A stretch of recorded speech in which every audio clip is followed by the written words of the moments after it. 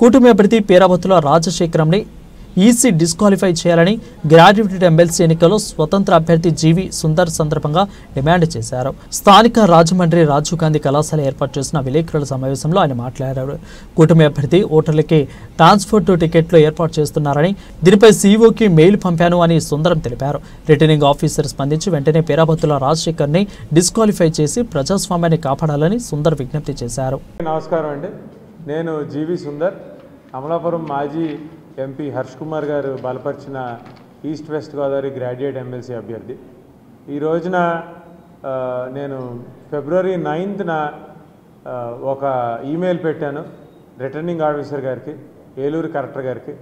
ఏంటంటే కూటమి అభ్యర్థి అయిన పేరావతుల రాజశేఖర్ గారు ఈ రకంగా వాట్సాప్లో పంపిస్తూ ఆయన ఓటర్ని ప్రలోభ పెడుతూ ఎలక్షన్ మోడ్ ఏదైతే మోడల్ కోడ్ ఆఫ్ కాండక్ట్ ఏదైతే ఉందో అది అతిక్రమించి ఓటర్లకి మేము మీకు ట్రైన్ టికెట్లు తీస్తాం, ఫ్లైట్ టికెట్లు తీస్తాం, మీరు వచ్చి ఓటేయండి అని చెప్పి డేటా కలెక్ట్ చేస్తున్నాడు.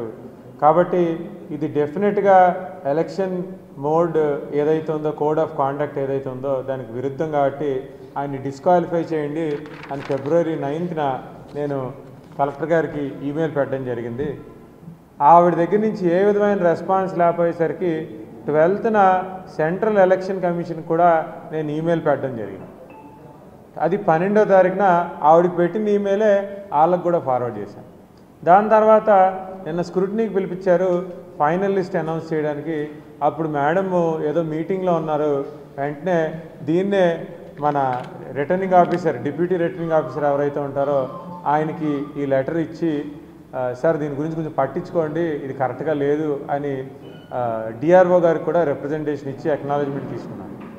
ఇక్కడ ఏంటంటే టీడీపీ క్యాండిడేట్కి ఏం 2 కొమ్ములు ఉండవు, మీ ఇండిపెండెంట్ క్యాండిడేట్లుగా మేమేం తక్కువ కాదు. డెఫినెట్గా ప్రజల వాయిస్ని గట్టిగా వినిపించగలం. ప్రజల వాయిస్ని వినిపించడానికి ఫేర్ అండ్ ట్రాన్స్పరెంట్ ఎలక్షన్ జరగాలి. ఇది ఒక టీడీపీ గవర్నమెంట్ పదవిలో ఉంది కదా అని చెప్పి వాళ్ళకి తగ్గట్టు వాళ్ళకి నచ్చినట్టు జరగడం కరెక్ట్ కాదు. డెఫినెట్గా దీని మీద ఇది ప్రజల ముందు ఉంచుతున్నాను. టీడీపీ క్యాండిడేట్ ఎవరైతే ఉన్నారో ఆయన ఖచ్చితంగా ఎలక్షన్ కోడ్ ఆఫ్ కాండక్ట్ ఏదైతే ఉందో అది ఆయన అతిక్రమించారు. ఆయన ఈ బేసిస్ మీద ఖచ్చితంగా ఆయన్ని డిస్క్వాలిఫై చేయాలని రిటర్నింగ్ ఆఫీసర్ గారిని మీ ద్వారా కోరుతున్నాను. ఇది మమ్మాటికి తప్పు.